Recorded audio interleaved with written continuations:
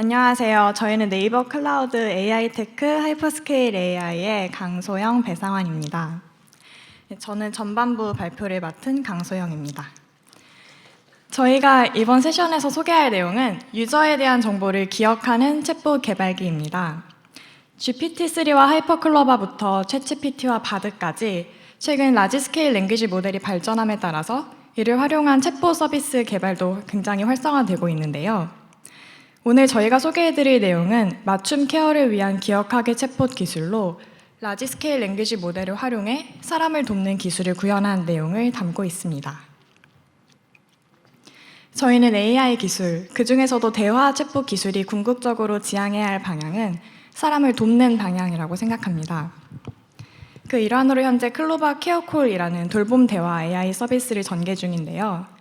보다 개인화되고 인터랙티브한 맞춤 케어와 대화를 구현하기 위해 사용자의 상태를 감지하여 기억하는 유저 스테이트 디텍션과 사용자와의 대화 내용을 기억하여 추후 대화에 활용하는 롱텀 메모리라는 크게 두 가지의 기술을 개발하여 적용하고 있습니다.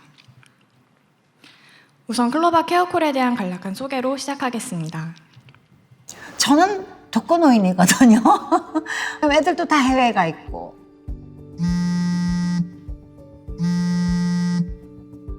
안녕하세요, 손숙님. 안보 확인차 네이버에서 전화드렸습니다. 어떤 일을 하시는지 여쭤봐도 될까요? 나는 연극을 하고 있어요. 연극 배우예요. 일하신 지는 얼마나 되셨어요? 내가 나이가 많아요. 그래서 내년이면 60주년, 60년간 연극했어요. 정말요? 쉽지 않으셨을 텐데 정말 멋지세요. 요즘 건강은 어떠세요? 요즘에 건강이 썩 좋지는 않아요. 밤에 잠을 잘 못 자고 저런, 많이 힘드시겠어요. 병원에는 다녀오셨어요? 너무 이렇게 염려해주고 뭐 병원에 가라, 뭐 챙겨 먹어라 이러니까 너무 고맙고 아주 기특한 것 같아. 네, 앞선 영상에서 보셨듯 클로바 케어콜은 고도화된 AI 대화 기술을 기반으로 사람과 같은 자연스러운 대화를 통해 주기적으로 전화를 걸어 돌봄 대상자의 안부와 이상 징후를 확인하고 다양한 주제에 대한 자유로운 대화를 함으로써 정서적 지지를 제공하는 AI 대화 서비스입니다. 통계청 장래 인구 추계에 따르면 2023년 우리나라의 노령화 지수는 167로 2014년에 87이었던 것에 비하면 약 10년 만에 2배가 되었는데요. 이에 따라 돌봄이 필요한 돌봄 대상자들은 지속적으로 증가하고 있지만 지자체의 모니터링 역량은 한정되어 있습니다. 클로바 케어콜은 이와 같은 수요와 리소스의 간극을 완화하기 위해 독거 어르신들과의 자유로운 대화 속에서 건강, 식사, 수면, 운동, 외출과 같은 생활 상태를 케어하고 과거의 대화 히스토리를 기반으로 한 개인화된 대화로 정서적 케어를 제공합니다. 이로써 케어에서 소외되는 돌봄 대상자를 최소화하고 지자체 담당자들의 업무 효율성을 증대시킵니다. 돌봄 대상자에게는 따뜻한 대화 경험을 제공하는 한편 대화 내용을 통해 돌봄 대상자의 생활 상태 및 긴급 상황을 감지하여 지자체 담당자들이 대규모의 인원을 효율적으로 케어할 수 있도록 돕습니다. 2022년 9월 기준으로 전국 주요 약 40여 개의 지자체의 돌봄 업무를 지원하고 있으며 건강, 식사, 수면, 운동, 외출, 그리고 도움 요청 상황을 AI 기술로 감지하여 대응이 필요한 케이스를 한눈에 파악하고 돌봄 대상자 개개인의 생활 상태 변화를 트래킹할 수 있도록 돕습니다. 더불어 돌봄 대상자와의 이전 대화 내용을 기억하고 다음 대화 주제로 활용함으로써 이전에 감지된 이상 상태를 팔로우업하고 돌봄 대상자로 하여금 대화에 지속적인 흥미를 갖고 유지할 수 있도록 합니다. 즉 AI 기반의 장기 기억 기술을 통해 모두를 위한 AI 말벗이 아닌 나만을 위해 개인화된 AI 말벗을 제공합니다. 이제 이런 맞춤 케어와 개인화된 대화 경험을 가능하게 한 기술들을 본격적으로 소개하겠습니다. 사용자의 상태를 감지하여 기억하는 유저 스테이트 디텍션 기술부터 시작하겠습니다. 저희가 풀고자 하는 문제는 비정형적인 형태의 자유 대화에서 건강, 식사, 수면, 운동, 외출 총 5가지 태스크에 대해 각각 긍정, 부정, 알 수 없음으로 사용자의 상태를 감지하는 것이었습니다. 자연어 모델을 학습하여 이 문제를 풀고자 할 때 저희가 크게 고려한 지점은 2가지입니다. 그중 한 가지는 리소스 이피션시입니다. 5가지 태스크에 대해 각각의 태스크에 맞는 모델을 하나씩 학습할 수도 있겠지만 그렇게 된다면 서비스에 디플로이를 할 때 모델 인퍼런스 비용이 상당히 높아지는 문제가 발생합니다. 따라서 모델 구조에서 태스크 간에 공유할 수 있는 부분은 최대한 공유하여 재활용하여 할 수 있도록 모델을 구현하고자 했습니다. 두 번째는 모델의 성능, 그 중에서도 제너럴라이저빌리티입니다. 모델을 실제 서비스에 적용하기 위해서는 학습 데이터에서 보지 못한 상황에 대해서도 잘 동작해야 합니다. 그렇지 않다면 모델이 제대로 대응하지 못하는 부분에 대해서 데이터 수집과 학습을 반복해야 하는 비효율이 발생합니다. 이 2가지 포인트를 고려하여 리소스 이피션트하고 제너럴라이저블한 모델을 학습하기 위해 저희가 진행한 연구 개발 과정을 하이퍼글로벌을 이용한 데이터셋 구축부터 다양한 구조의 모델링과 실험까지 차례대로 소개하겠습니다. 모델 학습에 필요한 데이터를 일일이 수집하고 작성하는 것은 상당한 시간적, 인력적 리소스를 요구합니다. 저희는 대규모 한국어 언어 모델인 하이퍼글로바로 데이터를 직접 생성함으로써 이 과정을 효율화했습니다. 하이퍼글로바를 이용하여 데이터를 생성하는 방법은 크게 2가지가 있습니다. 각각 하이퍼글로바 자체의 내재된 능력을 활용하는 인컨텍스트 러닝 방법과 하이퍼글로바의 일부 패러미터를 업데이트하여 학습에 활용하는 로우 랭크 어답테이션 방법입니다. 인컨텍스트 러닝, 줄여서 ICL 방법의 경우 1차적으로 프리트레인된 하이퍼글로바에 타겟 태스크에 걸맞는 프롬프트를 입력하여 텍스트를 생성하는 방법입니다. 몇 개의 example 샷을 제공한다는 의미에서 퓨전 러닝이라고도 부릅니다. 슬라이드 예시에서 볼 수 있듯이 추가적인 패러미터 업데이트 없이 다양한 태스크를 수행할 수 있다는 장점이 있습니다. 로우 랭크 어답테이션, 줄여서 로라라고 부르는 방법의 경우 프리트레인된 하이퍼글로바를 타겟 태스크에 걸맞는 데이터로 추가 학습하여 텍스트를 생성하는 방법입니다. 다만 슬라이드에 있는 그림에서도 볼 수 있듯이 하이퍼글로바의 전체 패러미터를 업데이트하는 것이 아니라 모델의 일부 패러미터, 즉 로우 랭크만큼의 디멘션을 뽑아서 학습한다는 점에서 기존의 파인튜닝과는 다른 방법론입니다. 좀 더 구체적으로 설명하자면 프리트레인된 모델의 기존의 웨이트는 고정시키고 트랜스포머 각 레이어에 슬라이드 그림의 주황색 부분에 해당되는 랭크 디컴포지션 매트리스 A와 B를 두어서 이 A와 B만을 추가로 학습하는 것입니다. 따라서 일반적인 파인튜닝 대비하여 학습 속도도 빠르고 또 다양한 태스크에 대해서 이 로라 모듈만 쉽게 더하고 뺄 수 있다는 점에서 굉장히 효율적인 방법입니다. 저희는 이 컨텍스트 러닝과 로라를 모두 활용하여 데이터셋을 구축했습니다. 1차적으로 사람이 직접 생성한 작은 양의 샘플 데이터를 하이퍼글로바의 프롬프트로 입력하여 인컨텍스트 러닝으로 많은 양의 데이터를 생성했습니다. 인컨텍스트 러닝의 장점으로는 추가적인 학습 없이 하이퍼글로바 모델을 그대로 활용하기 때문에 쉽고 빠르게 데이터를 생성할 수 있다는 점, 그리고 추가적인 학습 없는 범용적인 하이퍼글로바 모델을 사용하기 때문에 생성된 태스크의 다양성이 보장된다는 점이 있습니다. 저희는 서비스에 적용되는 모델을 학습할 데이터셋을 구축해야 했기 때문에 안전성을 위해서 인컨텍스트 러닝으로 생성한 데이터를 사람이 검수하는 과정을 거친 뒤에 학습 데이터셋으로 사용했습니다. 앞서 인컨텍스트 러닝으로 생성한 데이터로 모델을 1차적으로 학습한 뒤에 보다 완성도를 더하기 위해 2차 데이터 수집을 진행했습니다. 1차적으로 학습한 모델로 데모를 생성하고 거기에서 수집된 로그를 검수하여 성능 개선이 필요한 부분에 대한 피드백 데이터를 구성했습니다. 이 피드백 데이터로 하이퍼글로바를 로라로 학습한 뒤 부족했던 부분들을 보강할 수 있는 데이터를 추가로 생성했습니다. 로라 방식으로 추가 학습한 하이퍼글로바 모델은 학습 데이터와 유사한 텍스트를 생성하기 때문에 피드백에서 발견된 부족한 부분을 보강할 수 있는 데이터셋을 수집할 수 있었습니다. 그리고 앞선 스텝에서와 마찬가지로 서비스의 안전성을 위해서 사람이 검수하는 과정을 거친 뒤에 데이터셋으로 활용하였습니다. 이렇게 하이퍼글로바로 생성하여 구축된 데이터셋을 가지고 저희는 인코더 온리 구조와 디코더 온리 구조 모델들을 학습하여 실험을 진행했습니다. 여기 보이는 이 구조도는 많은 분들께 이미 친숙한 그림일 텐데요. 인코더와 디코더로 구성된 이 기본적인 트랜스포머 구조에서 인코더 부분만으로 이루어진 버트 계열의 인코더 온리 모델들, 그리고 디코더 부분만으로 이루어진 GPT 계열의 디코더 온리 모델들을 멀티태스크에 적합한 구조를 변형시켜 다양한 사이즈에 대해 다양한 방법으로 학습했습니다. 실험 내용을 구체적으로 소개하기 전에 학습 방법론을 먼저 설명하겠습니다. 인코더 온리 모델들은 파인튜닝하였고 디코더 온리 모델들은 파인 튜닝, 로라, 프롬프트 튜닝 그리고 헤드 튜닝의 방법들을 조합하여 학습했습니다. 그중에서 로라는 데이터 생성 단계에서 이미 언급한 바 있는 방법이고 이번 장에서는 프롬프트 튜닝과 헤드 튜닝에 대해 구체적으로 살펴보겠습니다.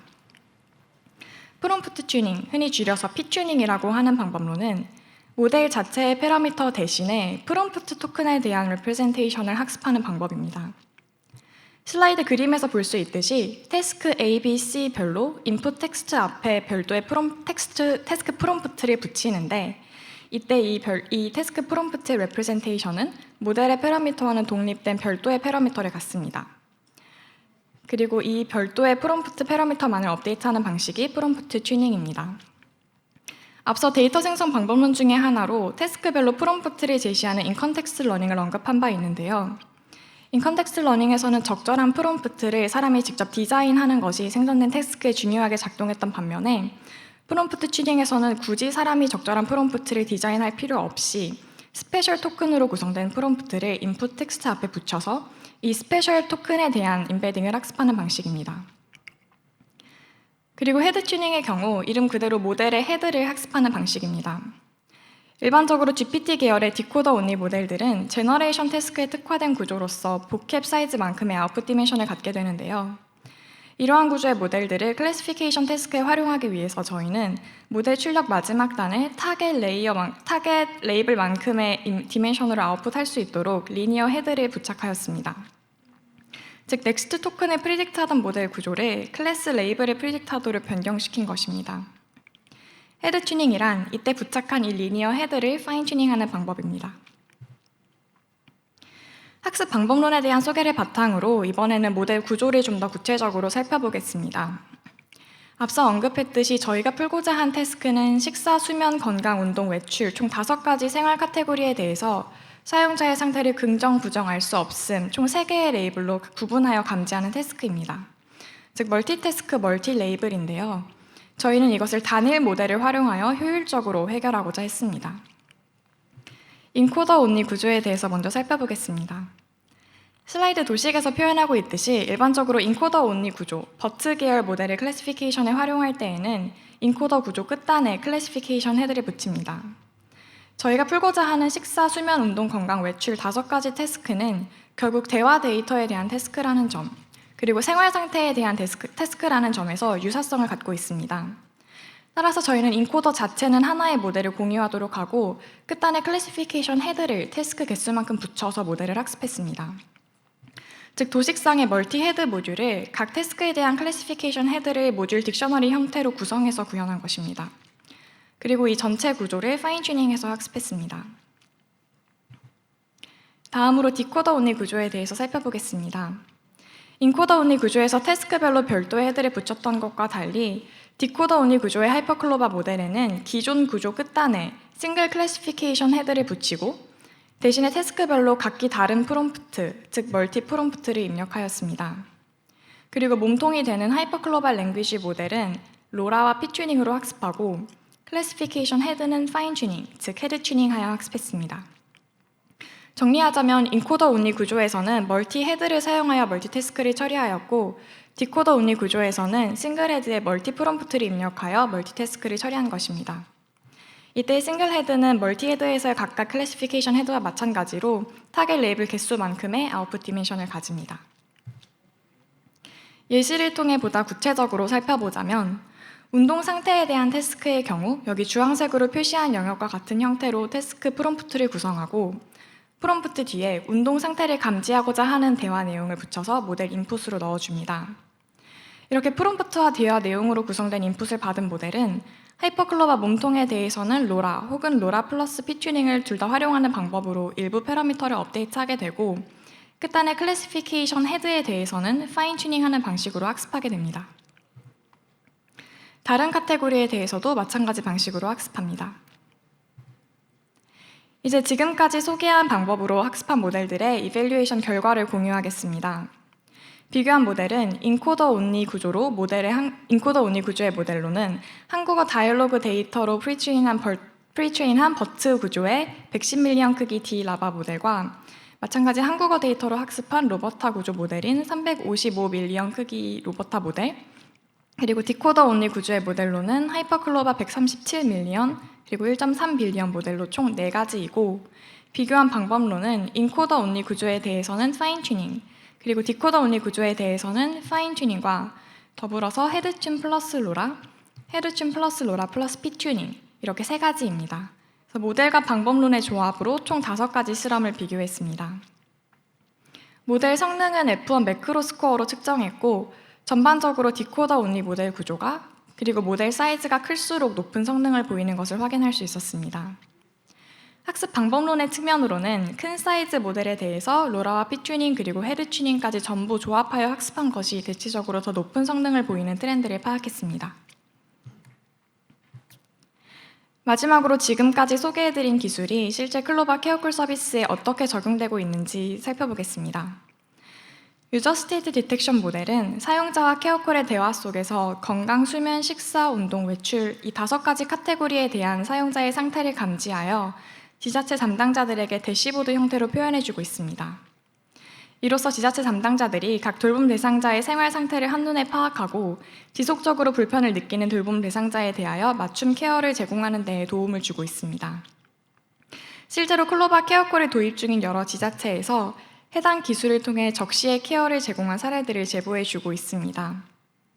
지속적으로 식사 상태가 안 좋은 것으로 감지된 어르신에 대해서 추가적 확인을 거쳐 틀니를 제공한 케이스, 그리고 식사를 잘 하지 못한다는 상태로 감지된 어르신에 대해서 도시락 지급이 누락된 것을 확인하고 추가로 챙겨드린 케이스 등 유저 스테이트 디텍션 기술이 클로바 케어콜에 적용됨으로써 긍정적인 역할을 하고 있습니다. 제 발표는 여기까지이고 다음 장부터 상환님께서 롱텀 메모리 기술 구현 과정을 소개해드리겠습니다. 네, 안녕하세요. 후반부 발표를 맡은 하이퍼스케일 AI 배상환입니다. 저는 사용자와의 대화를 기억하고 활용하는 기억하기에 대해 공유하려고 합니다. 특히 이번 발표에서 다루는 기억하기는 바로 직전에 했던 말을 기억하는 숏텀 메모리를 넘어 일주일 전, 한 달 전, 혹은 그 이전에 했던 이야기도 기억하는 롱텀 메모리에 초점을 맞추고 있습니다. 저희의 대화 시스템이 사용자와의 상호작용에서 기억을 어떻게 기록하고 활용하는지에 대해 설명드리고 개발 과정에서 직면했던 실제적인 문제들과 이를 해결하기 위해 적용한 방법론들을 공유드리도록 하겠습니다. 앞서 소영님께서 소개해 주신 것처럼 케어콜은 주기적으로 전화를 걸어 안부를 묻고 일상 대화를 나누는 서비스인데요. 기억하기는 이전 통화에서 사용자가 했던 이야기를 기억하고 다음 통화에 활용하는 대화 기술로서 현재 케어콜에 적용되어 서비스되고 있습니다. 예를 들어 보시는 것처럼 1차 콜에서 허리가 아팠다는 점을 기억하고 다음 통화에서는 허리 아픈 곳은 좀 어떠신지, 병원은 잘 다녀오셨는지, 약은 잘 챙겨 드시고 계신지 등을 되묻게 됩니다. 사실 이처럼 이전에 했던 말을 기억하는 일은 사람에게는 당연하고 쉬운 일이지만 대화 시스템에게는 높은 난이도와 복잡도 때문에 쉽게 구현하기 힘든 기술이었습니다. 하지만 그만큼 또 중요한 기능이기도 했는데요. 주기적으로 통화를 하는 상대가 매 통화마다 처음 만난 사람처럼 대화를 하게 된다면 대화가 지루하고 피로해지겠죠. 또 결국에는 더 통화를 하고 싶어지지 않을 겁니다. 그래서 이전에 했던 대화를 기억하고 중복된 대화 패턴을 피하는 것은 사용자의 리텐션 유지의 중요한 요소 중 하나일 겁니다. 또 사용자의 건강 상태, 식사 여부, 수면 상태에 대해 여쭤보고 기억할 수 있다면 다음 대화에서는 괜찮아지셨는지, 더 나빠지진 않았는지 여쭤보면서 사용자의 상황에 공감하고 더 세심한 케어를 제공할 수 있을 것입니다. 했던 말을 기억해 주는 것은 사실은 관심의 표현이기도 하죠. 저희 마음속에서 가까운 사람들이 했던 말은 비교적 잘 기억하고 저희 마음속에서 거리가 있는 사람이 했던 말은 잘 기억이 안 나고 그렇습니다. 그래서 대화 상대자가 내 말을 기억해 준다면 나한테 관심이 있구나 이렇게 느껴지는 것 같습니다. 이런 관심 표현에 사용자들이 반가워하고 또 친밀한 관계를 발전시켜 나가는 그런 모습도 종종 발견할 수 있었습니다. 끝으로 사람을 닮은 대화 시스템을 발전시키는 데 있어서 기억은 당연히 넘어야 할 산이기도 했습니다. 요즘 화제의 대화 시스템들이 많죠. 챗GPT가 세상을 놀라게 했습니다. 또 구글에서 최근에 바드를 공개하기도 했었죠. 이런 대화 시스템들은 모두 라지 스케일 랭귀지 모델을 기반으로 합니다. 사람 수준에 가깝게 대화를 할 수 있다는 기대를 가지게 된 것도 지금으로부터 2, 3년 전쯤 이러한 라지 스케일 랭귀지 모델의 등장부터였습니다. 이러한 기대를 가지게 되니까 기억의 필요성도 더욱 부각되었습니다. 하지만 라지 스케일 랭귀지 모델들은 기억을 가지는 데 효과적인 모델 구조는 아니었습니다. 기본적으로 최대 입력끼리 제한이 있기 때문인데요. 현재의 모든 라지 스케일의 랭귀지 모델들은 셀프 어텐션을 기반으로 하는 트랜스포머 구조를 사용하기 때문에 시퀀스 길이의 제곱에 비례해서 메모리 사용량이 급증하게 됩니다. 그래서 연산의 효율성과 인퍼런스 비용을 고려하여 최대 입력 길이에 제한을 두게 됩니다. 따라서 대화가 길게 진행되면 이전에 했던 대화는 보지 못하게 되고 바로 직전의 대화 내용만 보고 대화를 하게 됩니다. 그러면 만약에 연산을 효율적으로 해서 최대 입력기를 늘리고 이전 대화를 다 입력으로 넣으면 될까요? 저희 실험에서는 단순히 입력기를 늘린다고 해도 이전 대화 내용을 잘 기억하고 활용하지는 못하는 것으로 보였습니다. 대화 이력 중에는 모델의 집중을 저해할 수 있는 부분도 많이 들어가 있어서 입력 중에 어떤 내용을 기억하고 활용해야 하는지 판단하기 쉽지 않기 때문입니다. 또 이런 능력을 배운 적이 없기 때문이기도 합니다. 사실은 이러한 문제는 데이터가 부족한 것도 원인이 됩니다. 일반적으로 자유대화를 실험하는 데이터셋들은 평균적으로 15톤 정도를 볼 수 있다고 가정합니다. 그동안은 15톤 정도의 대화도 챌린징했기 때문이기도 하지만 대화 데이터를 수집하는 데에 비용이 많이 들기 때문이기도 합니다. 결국에는 기억이 활용되는 대화 데이터를 수집하기 위해서는 오른쪽에 보시는 것처럼 두 사람이 장시간 여러 번에 걸쳐서 대화한 기록이 필요한데요. 이런 데이터를 만든다고 한다면 대화 턴수가 길어짐에 따라 데이터를 만드는 비용도 증가하겠죠. 그래서 이런 데이터를 많이 확보하기가 어렵고 그러다 보니까 모델이 긴 입력을 받을 수 있는 준비가 되었다고 하더라도 학습시키는 게 쉽지 않았습니다. 결국은 이러한 문제들 때문에 기억을 담당하는 외부 모듈을 생각해 보게 될 겁니다. 하지만 문제는 여기에도 많이 남아 있습니다. 먼저 기억을 어떤 형태로 저장하는 게 좋을지부터 고민해야 합니다. 한 가지 생각해 볼 수 있는 방법은 기억해야 되는 정보들을 슬롯으로 두고 해당하는 정보가 들어올 때마다 채워나가는 방법입니다. 혹은 기억을 개체와 개체 간의 관계를 표현한 그래프로 만들어 볼 수도 있습니다. 하지만 이렇게 하기 위해서는 기억해야 하는 정보들을 모두 사전에 정의하고 각각의 정보들을 디텍트하기 위한 방법들을 고민해야 하기 때문에 자유대화 상황에서는 유용하지 않은 방법이라고 생각됩니다. 또 다른 문제로는 시간이 흐름에 따라 변하는 정보를 어떻게 관리하면 좋을지, 대화 상황에서 기억을 언제 어떻게 활용하는 게 좋을지 이런 문제들도 해결되어야 할 것입니다.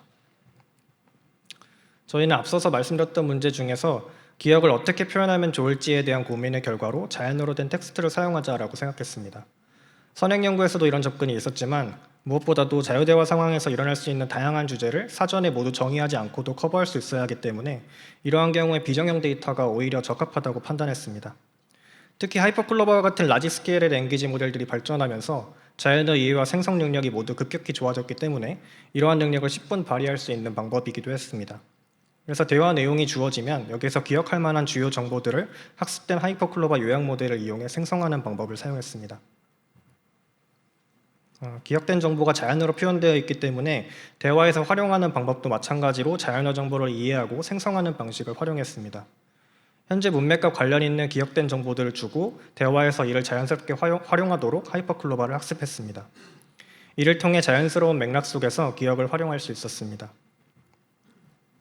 그럼 이런 모델들을 학습할 수 있는 데이터가 필요하겠죠.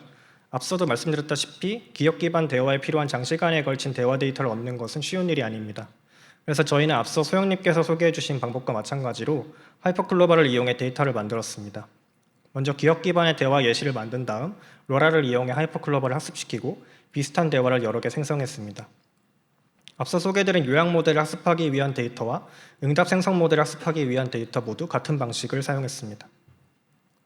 그리고 이렇게 학습된 요약 모델을 응답 생성 모델을 이용을 해서 데모 시스템을 만들고 작업자분들과 대화를 하게 했습니다.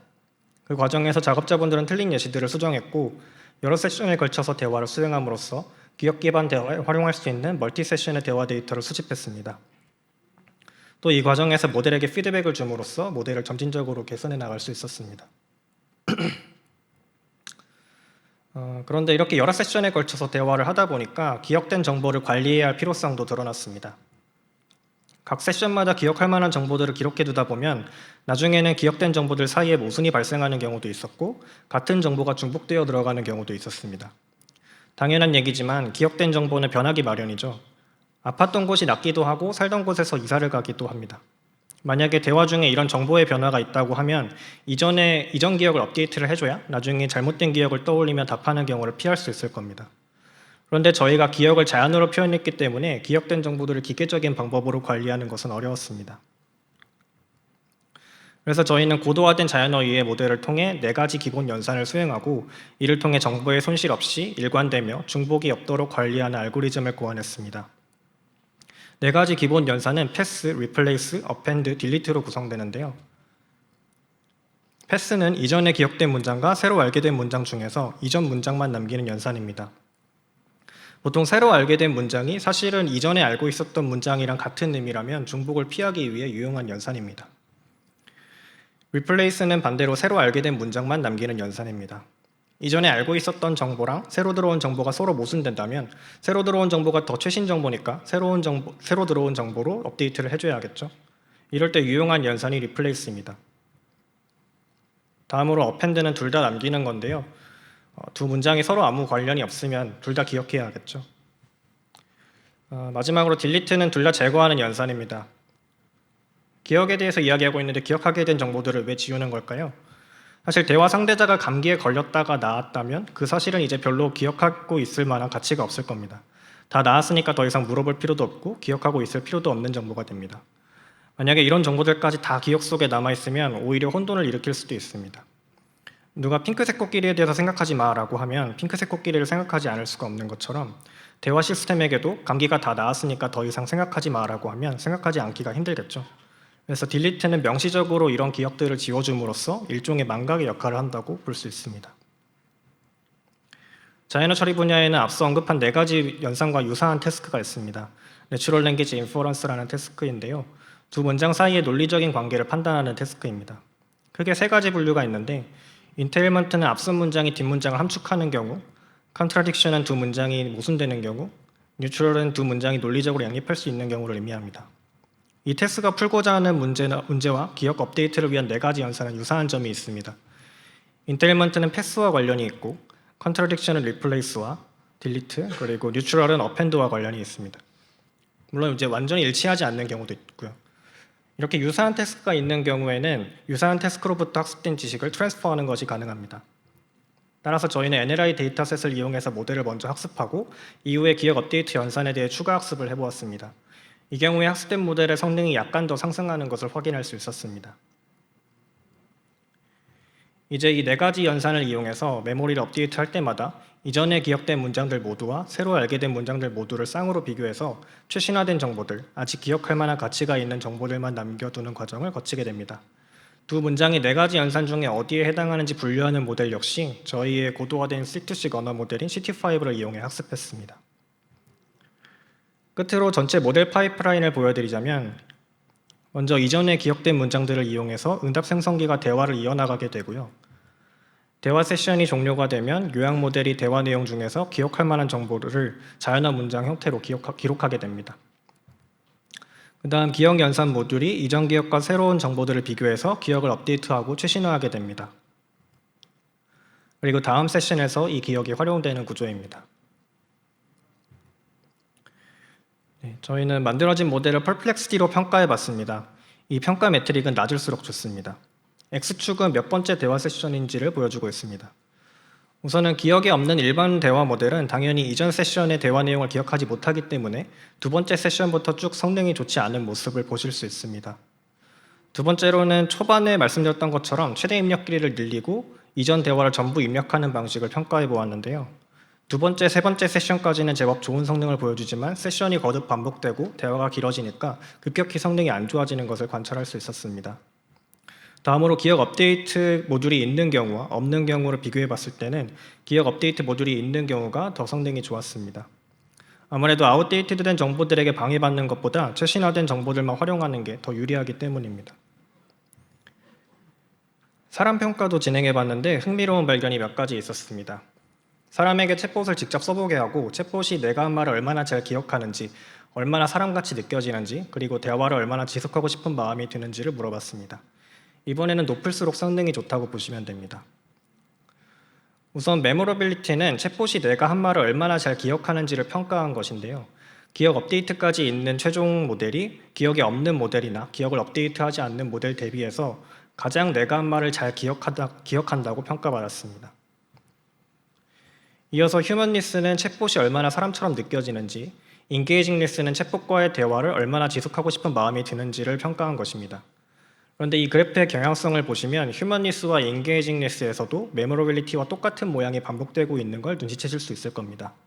실제로 이들 간에 통계적으로 유의미한 상관관계가 있다는 것도 확인할 수 있었습니다. 결국 내가 했던 말을 잘 기억하는 챗봇이 더 사람처럼 느껴지고 더 많이 대화하고 싶은 챗봇이라는 의미로 이해할 수 있습니다. 따라서 사람 같은 챗봇, 더 대화를 많이 하고 싶은 챗봇을 만드는 데에 기억은 매우 중요한 요소 중 하나라는 것을 확인할 수 있었습니다. 이제 이 기억 기반의 대화 시스템이 케어콜에 적용된 모습을 영상으로 보시겠습니다.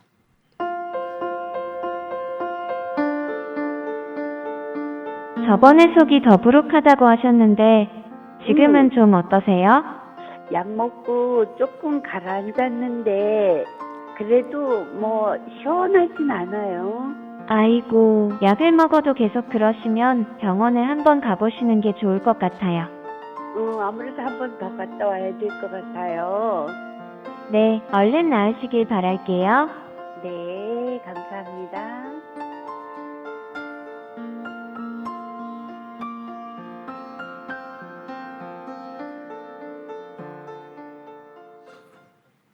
아이고, 그걸 다 기억하시네요. 머리 아픈 거 조금 많이 좋아졌어요. 우리 인공지능 아가씨가 이렇게 챙겨주니까 너무 좋아요. 네. 어떻게 지내요? 목소리가 너무 사람을 기분을 업 시켜서 전화를 기다리게 돼요.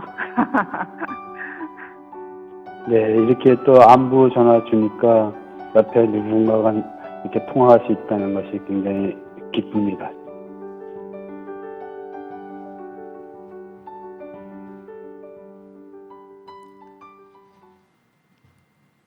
네, 기억하기는 지난해 7월부터 케어콜에 적용되어 보시는 바와 같이 높은 성능을 보이며 안정적으로 서비스되고 있습니다. 특히 사용자분들로부터 대화의 재미 요소를 넘어 위로가 되는 서비스로 평가받고 있습니다. 기억하기를 체험하신 사용자분들은 저희가 말씀드리지 않았는데도 기억하기 기능을 먼저 알아차리고 반가워해 주셨습니다. 고령의 사용자분들에게는 아프신 곳을 기억하고 다시 물어봐주고 하는 것이 관심으로 느껴진다는 반응이 많았고요. 챗봇이 더 똑똑하게 느껴진다, 자식들보다 낫다, 감동이다 이런 표현들도 해주시고 계십니다. 저희의 기술적인 고민이 사람을 돕는 서비스로 이어져 보람을 느낄 수 있는 순간이었습니다. 끝으로 저희가 이번 세션에서 소개해드린 사용자 상태 감지 기술과 대화 내용 기억하기 기술이 어떤 세상을 열어줄 수 있을지 저희의 기대와 포부를 말씀드리도록 하겠습니다. 저희는 사용자 상태 감지 기술과 대화 내용 기억하기 기술이 우리에게 개인화된 대화 서비스로 갈 수 있는 길을 열어줄 수 있을 것으로 기대하고 있습니다. 이제 모두에게 똑같이 대답하는 챗봇이 아니라 대화하면서 점점 나와의 개인적인 관계를 쌓아가고 나만을 위한 기능들을 수행하면서 나만의 챗봇이 되어가는 경험을 할 수 있게 될 것입니다. 챗봇과 대화하는 것만으로 나의 건강 상태를 기억하고 변화를 관찰하면서 케어를 해줄 수 있다면 맞춤형 헬스케어 서비스로 발전할 수 있을 겁니다. 내가 지금 어떤 상태이고 이전에는 어떤 상태였고 이런 것들을 기억함으로써 개인화된 조언이나 관리를 해줄 수 있는 것이죠. 또 자연어로 표현된 기억은 사람도 이해할 수 있는 것이기 때문에 단계별 요약 기록을 제공함으로써 건강 상태를 트래킹해 볼 수도 있을 겁니다. 이를 통해 만성질환을 가지고 계신 분들이나 복약 지도가 필요하신 분들에게 케이스별로 조언이나 제안, 상태 확인 등의 관리를 지원할 수 있을 것입니다. 또 기억은 관심의 표현이기 때문에 우리 주위의 많은 외로운 분들과 대화를 통해 관계를 형성하고 따뜻한 정서적 공감과 지지를 건네는 데에 일조할 수 있을 것이라고 기대합니다. 이상 저희 발표를 마치도록 하겠습니다. 긴 시간 저희 발표를 들어주셔서 감사합니다.